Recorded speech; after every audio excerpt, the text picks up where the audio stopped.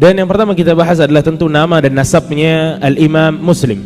Ya, Al-Imam Muslim Abul Husain, ya, Abul Husain Muslim ibn al-Hajjaj, Muslim ibn al-Hajjaj bin Muslim bin Wardin bin Muslim bin Wardin bin Kushadh al-Qushairi an-Naisaburi, al-Qushairi an-Naisaburi.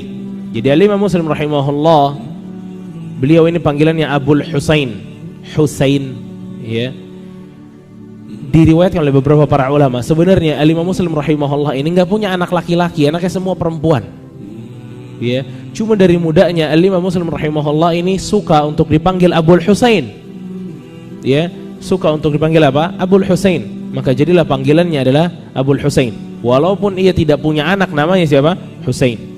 Nah, Abul Husain bernama asli sebagaimana yang telah disebutkan Muslim ibn Hajjaj ibn Muslim ibn Wardin ibn Kushadh Qushairi. Qushairi, ikhwana fiddin azakumullah, ini adalah sebuah kabilah Arab. Qushair itu kabilah Arab besar, ya, sangat besar. Jadi gini, yang kita udah pernah katakan juga di sini, ada kutubus sittah, ya, dari imam hadis itu ada 6 yang paling terkenal atau yang paling banyak kitabnya dipakai, ya. Bukhari, Muslim, Abu Dawud, Tirmidzi, Nasa'i, ya, Ibnu Majah. Mereka ini para ulama mengatakan dari 6 ini yang orang Arab cuma satu, Abu Dawud. Ya, dikatakan yang Arab ini berapa? Cuma satu, Abu Dawud. Dan para ulama berikhtilaf di Imam Muslim rahimahullah. Imam Muslim ini aslinya Arab atau bukan? Karena ada nasab apa? Qushairi, ada kabilah Qushairi di belakang namanya. Al-Imam Dzahabi rahimahullah diambil dari gurunya Dimyati. Beliau mengatakan Qushairi ini maulanya aja, ya. Jadi yang ngangkat Imam Muslim jadi Qushairi, ya, itu orang Qushair asli, diangkat dia, dikasih bangsa dia, ya, maula. Adapun aslinya bukan dari orang Arab, tetap orang-orang Khurasan, ya. Apapun itu, ikhwana fillah azakumullah, kita bisa lihat di sini, ya, imam-imam besar banyak mereka justru bukan dari Arab. Bahkan imam di dalam bidang nahwu, dalam bahasa pun ada yang bukan Arab, malah menonjol yang bukan Arab. Kita bisa lihat di sini bahwa agama Islam ini turun itu buat siapa aja, nggak mesti dicocok-cocokin sama negaranya. Jadi Islam sebenarnya nggak butuh Islam Nusantara untuk cocok-cocokin, enggak. Justru kita cukup banget dengan Islam yang datang dari Rasulullah SAW. Buktinya banyak sekali orang yang bukan Arab justru jadi ulama, bahkan melebihi orang-orang Arab sekalipun. Ya, seperti para imam-imam seperti Ishaq ibn Rahuyah, mereka Farisiyah kebanyakan, orang-orang Faris, ya. Nah, Naisaburi, pernah dengar pasti antum Naisabur, ya. Naisabur nih, kawan, adalah kota di mana Al-Imam Muslim lahir di sana, meninggal di sana. Ya, Imam Muslim itu lahirnya di Naisabur, meninggalnya juga di Naisabur. Al-Imam Muslim rahimahullah lahir di tahun 201. Ada yang mengatakan 204. Ya, ada beberapa perkataan di sini, ya. Ikhwan fillah azakumullah, namun yang lebih banyak para ulama 204. Ya, 204 Hijriyah. Al-Imam Muslim rahimahullah, beliau lahir di Naisabur. Naisabur, ikhwan fillah azakumullah, ini tempatnya para ulama.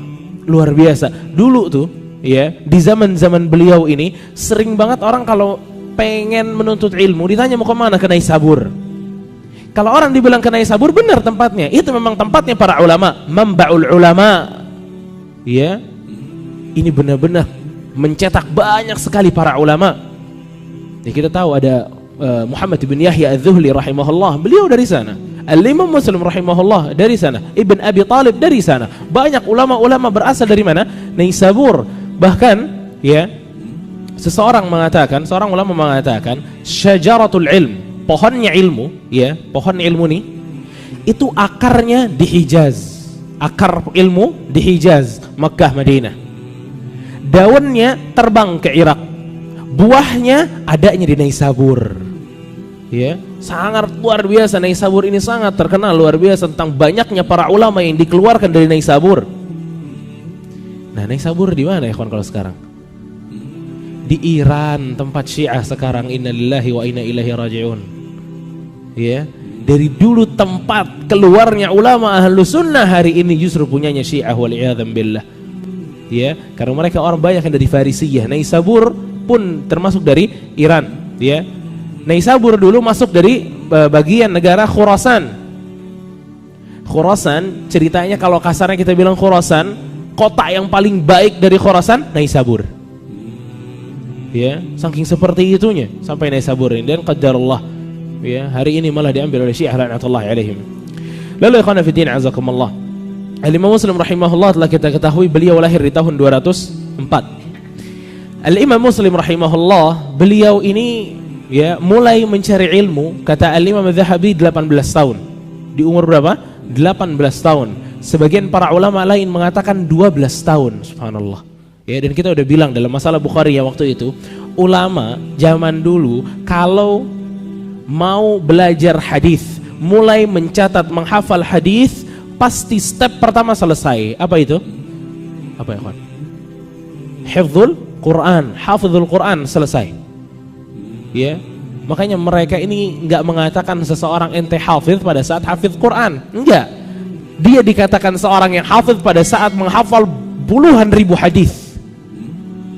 Kalau orang udah menghafalkan puluhan ribu hadis, maka nggak usah ditanya tentang Al-Quran, pasti hafal. Ya, justru aib sekali kala itu ada ulama-ulama, ada orang-orang coba untuk menjadi penuntut ilmu hadis, tapi nggak hafal Al-Quran. Aib untuk mereka. Ya, dan itulah zaman ikhwan fillah azakumullah, subhanallah. Sekarang orang cuma hafal 15 juz aja dibilang hafiz. Ya. Dulu mesti full hafal 30, enggak dibilang hafiz. Ya, justru aib yang tidak hafal 30 juz. Ikhwan fillah azakumullah, bayangin Al-Imam Muslim di 12 tahun dari umurnya beliau mulai menuntut ilmu hadis. Azim. 12. Kelas berapa kalau di sini? SD kelas 6. Kelas 6, subhanallah. Kelas 6, ya. Beliau belajar di Naisabur. Bertahun-tahun di Naisabur, beliau pergi ke haji.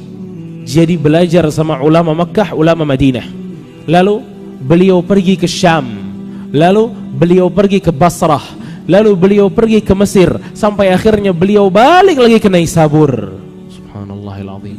Lihat ikhwan, di umur 12 tahun sampai 18 tahun beliau sibuk untuk mencari ilmu. Sekarang kita umur 12, 18, Allah, sibuk download game sekarang. Qadarullah ma syafa'al. Ya, para ulama zaman dulu luar biasa. Mulai dari kecilnya mereka ini senantiasa menuntut ilmu. Ya, salah satu sebabnya ikhwan fillah azakumullah. Tadi siapa namanya Al-Imam Muslim? Bin siapa dia? Muslim bin Hajjaj. Hajjaj ini ikhwan, ini orangnya sangat bertakwa kepada Allah. Ini seorang orang tua yang saleh luar biasa. Ya, salah satunya juga penuntut ilmu hadis ayahnya Al-Imam Muslim rahimahullah ini. Makanya keluarlah anak seperti Al-Imam Muslim rahimahullah, kata para ulama. Karena pengaruh ayahnya yang saleh. Wa kana abuhuma salihah, sebagaimana di surat Al-Kahfi, bahwa ayah yang saleh itu berpengaruh sedikit atau banyak untuk seorang anak. Al-Imam Malik rahimahullah, beliau mengatakan, karena salaf dulu nih, salaf ya, orang tua kita semua itu selalu mengajarkan kami anak-anak untuk cinta kepada Abu Bakar dan Umar, layaknya mengajarkan kepada kami satu surat di dalam Al-Quran. Bayangin, ngajarin anaknya cinta sama Abu Bakar dan Umar kayak ngajarin surat dalam Al-Quran. Kita ngajarin anak-anak gak mungkin sekali baca kemudian ditinggal, la abadan. Kita pasti berkali-kali dibacain lagi suratnya, dibacain lagi suratnya. Begitulah mereka, para salaf zaman dahulu, ngajarin anak-anak mereka cinta kepada Abu Bakar dan Umar. Dan itu merupakan salah satu akidah Ahlussunnah wal Jamaah. Jadilah anak-anak mereka seperti Al-Imam Malik, Al-Imam Syafi'i, Al-Imam Ahmad rahimahullah, Sufyan Tsauri, Al-Imam Bukhari, Al-Imam Muslim rahimahumullah jami'an. Ya, jadi ini sebuah pelajaran yang luar biasa untuk kita, ikhwan fillah azakumullah. Kok bisa sih? Ya, Al-Imam Muslim 12 tahun udah nyari hadis, bapaknya saleh. Ya, bapaknya luar biasa. Ini yang mesti kita kejar juga, ikhwan fillah azakumullah, untuk setiap orang tua. Jadilah orang tua yang saleh agar bisa mendapatkan anak yang saleh. Sa'id bin Musayyib rahimahullah, beliau sampai mengatakan kepada anaknya, la azidanna min salati li ajlik. Wahai anakku, aku akan tambah rakaat salatku. Salat sunnahku akan kutambah, kata Sa'id. Agar apa? Untuk dirimu. Aku akan doa kepada Allah untuk dirimu. Tuh, bermanfaat kalau bapaknya saleh, anaknya bisa saleh. Ya, luar biasa. Al-Imam atau Syekh Muqbil rahimahullah. Pernah dengar kan antum Syekh Muqbil? Meninggalnya baru tahun 99 atau 2000-an. Ya. Beliau rahimahullah orang yang sangat saleh, luar biasa. Mempunyai anak perempuan. Tapi anak perempuannya ini banyak karyanya di dalam Islam, subhanallah. Salah satunya apa? Bapaknya saleh, bapaknya alim, luar biasa. Syekh Abdul Razak hafizahullah mempunyai seorang ayah ulama, Syekh Abdul Muhsin Al-Abbad hafizahullah. Ini bagian ya dari kesalehan orang tua yang berpengaruh sekali kepada anak. Ikhwana fillah azakumullah. Nah, para ulama zaman dahulu pun sama. Ya, Al-Imam Bukhari kita tahu itu ibunya luar biasa, ayahnya udah meninggal, cuma ibunya nih Al-Imam Bukhari rahimahullah selalu mengurusi Al-Imam Bukhari sampai jadi Bukhari. Ya. Jadi kalau kita lihat ikhwana fillah azakumullah, sebagian besar dari adanya ulama-ulama yang sangat luar biasa, salah satu sebabnya orang tuanya pada saleh. Orang tuanya pada bagus agamanya, mendukung anaknya dalam menuntut ilmu. Ikhwana fillah azakumullah. Selain itu ikhwana fillah azakumullah, syuyukh dari Al-Imam Muslim rahimahullah, guru-gurunya Al-Imam Muslim rahimahullah, gurunya banyak. Ya, gurunya Al-Imam Muslim rahimahullah sangat banyak, seperti Al-Imam Qa'nabi. Ya, Al-Qa'nabi, juga ada Ahmad bin Hanbal, Al-Imam Ahmad rahimahullah itu ketemu dengan Imam Muslim. Ali ibn al-Madini, ya, Yahya ibn Yahya an-Naisaburi, Al-Imam Al-Bukhari dan lain sebagainya. Di dalam kitabnya yang paling fenomenal, kitab Sahih Muslim, beliau itu kata para ulama kurang lebih ada 220 syekh. Banyak, luar biasa. 220 syekh, gurunya ada 220. Ya. Dengan 220, ya, tidak ada satupun kata Al-Imam Muslim saya mengambil dari ahlul bid'ah. Ini lagi pelajaran besar buat kita. Ya, guru boleh banyak, tapi ahlu sunnah, ya, bukan mentang-mentang gurunya banyak semuanya dicomot. Yang ahlu sunnah dicomot, yang ahlul bid'ah juga dicomot. Lah, bukan begitu caranya a'immah dalam belajar. Para a'immah rahimahullah, Al-Imam Bukhari berapa banyak? Ribuan masyayikh dia punya. Al-Imam Muslim rahimahullah banyak. Ya, semuanya kata Imam Muslim saya enggak pernah mengambil dari para ahlul bid'ah. Khana fillah azakumullah. Kalau ada gurunya berarti kita juga mesti membahas tentang murid-murid Al-Imam Al-Bukhari rahimahullah, Al-Imam Muslim rahimahullah. Muridnya juga tidak kalah banyaknya. Ya, mungkin yang paling terkenal dan mungkin kita tahu Al-Imam Tirmidzi. Ya, Al-Imam Tirmidzi murid dari Bukhari, murid juga dari Al-Imam Muslim rahimahullah. Ya, murid dari Bukhari dan muridnya Al-Imam Muslim rahimahumullahu jami'an. Itu salah satu dari murid-murid dari Al-Imam Muslim. Lalu ikhwana fillah azakumullah, agar kita lebih mengenal Al-Imam Muslim rahimahullah, kita juga perlu mengenal karya-karya dari Al-Imam Muslim. Ya, karya-karya Al-Imam Muslim rahimahullah yang biasa dipakai oleh setiap kaum muslimin. Apa ikhwan? Sahih Muslim. Ya, berisi ribuan hadis. Al-Imam Muslim mengatakan, ya, kata Imam Muslim rahimahullah, kalau saja ya ada penuntut ilmu hadis seumur hidupnya mencatat hadis, seumur hidupnya 60 tahun hidupnya dia mencatat seluruh hadis yang dia dengar, maka dasar dari apa yang dia catat itu ada di dalam Sahih Muslim. Luar biasa. Karena saya, kata Imam Muslim rahimahullah, ada di riwayat mengatakan saya mengumpulkan Sahih Muslim ini dari lebih 30.000 hadis yang saya dengar. Di riwayat lain lebih dari 12.000 hadis yang saya dengar dan seterusnya. Intinya Al-Imam Muslim rahimahullah ini mendengar banyak hadis, lalu ia masukkan ke dalam kitab sahihnya. Ya, nanti kalau ada waktu kita bahas sedikit tentang Sahih Bukhari dan Sahih Muslim. Nah, Al-Imam Muslim rahimahullah, ikhwata fillah azakumullah, bukunya sebenarnya tidak hanya Sahih Muslim, tapi yang terkenal di kitab Sahih Muslim.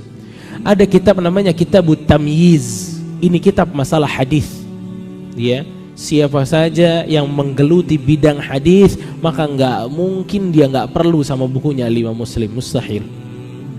Kitab Tamyiz, kitab Wihdan, ya, kitab Muttafaq wa Muftariq, kitab Al-Afrad dan lain sebagainya. Banyak sekali kitab yang telah disusun oleh Imam Muslim rahimahullah. Ya, mungkin lebih dari 15 kitab yang ada, ya, yang hilang lebih banyak lagi. Yang hilang itu lebih banyak, dan para ulama biasa seperti itu, ikhwan fillah azakumullah. Karena ini kitab berabad-abad yang lalu bisa terbakar, bisa termakan rayap. Antum tahu Ali ibn al-Madini rahimahullah, seorang ulama besar, mencatat hadis keliling dunia. Temannya Al-Imam Ahmad rahimahullah, Ali ibn al-Madini, orang satu-satunya yang Bukhari ini minder kalau lihat dia. Bayangin, Bukhari aja minder kalau lihat Ali ibn al-Madini. Tapi apakah sekarang kita mendengar adanya Musnad Ali ibn al-Madini? Enggak. Kenapa? Qaddarullah, bukunya dimakan rayap. Subhanallah. Ya, jadi ini sering para ulama seperti ini, ada yang bukunya terbakar, ya, tenggelam bukunya. Ini banyak. Padahal para ulama ini, Baqi ibn Makhlad rahimahullah, seorang yang sangat luar biasa. Sampai diceritakan Baqi kalau kemana-mana bawa kitabnya sampai begini, saking banyaknya kitabnya, ya. Cuma terbakar kitabnya, subhanallah, ya. Dan ini banyak sekali. Nah, Imam Muslim rahimahullah yang bisa dikumpulkan sampai hari ini masih belasan kitab, ya. Tapi faedahnya luar biasa. Dan yang mesti kita tahu, ikhwan fillah azakumullah, ini ulama, ya, mereka nulis kitab beratus-ratus jilid, ya. Ada kitab paling besar kata para ulama, Kitabul Funun. Anda lupa siapa yang tulis Kitabul Funun, itu dikatakan lebih dari 400 jilid. Subhanallah, 400 jilid. Bacanya gimana ya kawan? Kita masih dalam koridor baca, ya, belum nulis. Nih Al-Imam Muslim rahimahullah, beliau punya kitab namanya Kitabul Wihdan. Antum tahu Kitabul Wihdan kitab apa? Kitabul Wihdan adalah kitab yang mengumpulkan nama-nama periwayat hadis yang cuma satu namanya. Jadi kalian ini tidak akan menemukan nama lain dengan nama yang ini kecuali satu orang saja. Dari semua kitab hadis cuma satu orang nih. Pada saat kita misalkan namanya adalah Syubrumah, ya. Kata Imam Muslim rahimahullah, udah Syubrumah cuma satu.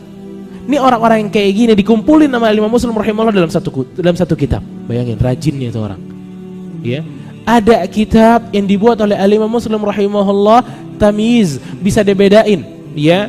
Misal namanya Yunus, ya, Yunus. Ada lagi Bunus. Bedanya cuma di mana? Kalau tulisan bedanya di mana? Titik 2 sama titik 1. Ntar dikumpulin sama Imam Muslim, ya. Takut ada kesalahan penulisan, dikumpulin sama Imam Muslim. Kalau Yunus pasti meriwayatkannya dari fulan, dari fulan, dari fulan, dari fulan. Kalau meriwayatkannya dari fulan, dari fulan, dari fulan, itu Bunis. Lihat penjagaan a'immah, para imam luar biasa rahimahumullahu jami'an. Dan kita ini tinggal baca, ya. Cuma memang luar biasa tingkat keinginan kita membaca ini jauh, ikhwan fillah azakumullah. Padahal setiap para ulama, kalau antum membaca sirahnya para ulama, pasti kita akan mendapatkan para ulama mempunyai satu sifat yang semuanya sama mempunyai sifat ini, gila baca semuanya. Bayangkan Syekhul Islam Ibn Taimiyah rahimahullah, beliau ini terserang penyakit, ya, di kepalanya, pusing dan lain sebagainya. Dokter datang, kata dokter, ini yang buat pusing kebanyakan baca. Ayo, ya, matanya jadi sakit kebanyakan baca. Berhenti dulu dari baca, bisa disembuhin. Apa kata Syekhul Islam? Dokter, kata Syekhul Islam, bukankah seseorang ini akan merasa sehat pada saat dia senang? Kata dokter, iya. Ya udah, saya senang pada saat saya baca, ya. Karena saya tidak baca, itu nggak mungkin. Subhanallah. Sampai dokternya bilang apa? Hadza laisa min ilajina. Ya udah, ini mah nggak ada obatnya, kata dokter. Ya. Para ulama, Ibnul Jauzi rahimahullah, ini azim ikhwan. Ibnul Jauzi rahimahullah, kitabnya namanya Saidul Khatir dan lain sebagainya, ya. Dicerita di dalam kitabnya sendiri tentang masalah membaca dan lain sebagainya. Terus diceritain dirinya. Kata dia, ya, saya ini nggak pernah kenyang dalam membaca. Jika saya menemukan sebuah kitab yang saya nggak pernah lihat dulu, saya akan nemuin harta karun, kata dia. Saya mesti punya kitab itu. Dan di awal-awal saya mencari ilmu, di awal-awal hijrah, di awal-awal datang pengajian, saya hanya bisa menghabiskan 20.000 jilid. Allahu Akbar. 2 jilid kita nggak habis-habis. 20.000 jilid kata Imam Ibnu Jauzi rahimahullah di awal-awal menuntut ilmu. Bayangin gimana pada saat dia telah menapaki ilmu-ilmu yang sangat luar biasa. Ya. Al-Imam Muslim rahimahullah ya dipuji oleh Al-Imam Bundar Muhammad ibn Bashar. Ingat nggak sama Bundar? Hah? Yang Bundar ini nggak ngeh bahwa di majelisnya ada Bukhari. Dia bilang, "Ente dari mana Bukhari?" "Saya dari Bukhari." "Ngapain kesini? Mendingan di sana sama Al-Imam Bukhari." Padahal lagi ngomong sama siapa? Bukhari. Ya, itu Muhammad bin Bashar. Muhammad bin Bashar mengatakan, dia hufadz dunya arba'ah. Penghafal di dunia yang dikatakan hafiz di dunia ini ada 4. Ya. Beliau mengatakan, yang pertama kata Al-Imam Bundar, Abu Zur'ah bin Rai. Abu Zur'ah di kota Rai namanya. Lalu Muslim ibn Hajjaj di Naisabur. Muhammad ibn Ismail dari Bukhara, dari Al-Bukhara. Kemudian Al-Imam Ad-Darimi dari Samarqand. Ini 4 penghafal dunia. Kata siapa? Bundar. Ini syekhnya, gurunya para kutubus sittah. Gurunya Al-Imam Bukhari, gurunya Al-Imam Muslim rahimahumullahu jami'an. Ishaq ibn Kusaj, ikhwana fi din azakumullah.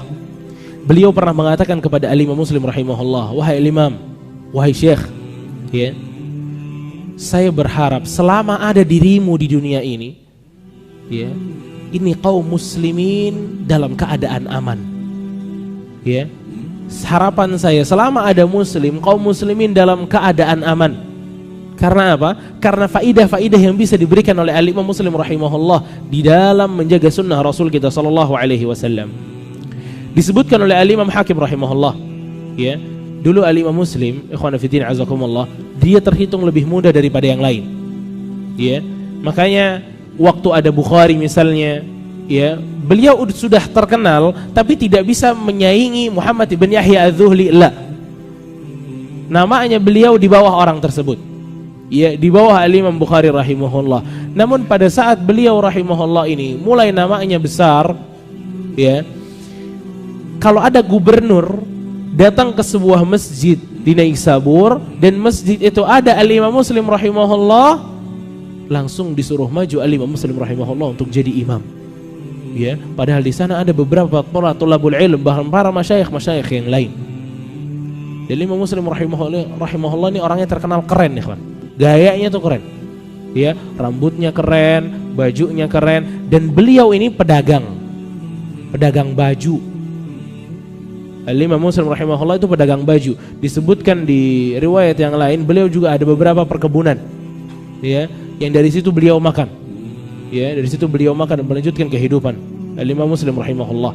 Ya, dan Al-Imam Muslim rahimahullah, ikhwata fi din azakumullah, beliau wafat di tahun 261. Menarik kisah dari wafatnya Al-Imam Muslim rahimahullah. Al-Imam Muslim ini sering bikin kajian khusus tanya jawab. Ya, jadi muridnya dikumpulin, yang mau nanya, yang mau nyetor hafalan, setor hafalan. Sampai di hari di mana muridnya nanya tentang sebuah hadis yang Imam Muslim nggak tahu, ikhwan. Nggak tahu Imam Muslim hadis ini. Dia bilang, "Ini hadis yang kau nggak tahu ya?" Sampai akhirnya Imam Muslim putuskan majelis tersebut, dia balik ke rumahnya. Kata Imam Muslim, "La yadkhulanna ahadukum." Nggak ada yang boleh masuk, nggak ada yang boleh ketok pintu. Awas, saya mau cari hadis ini. Masuklah Imam Muslim rahimahullah.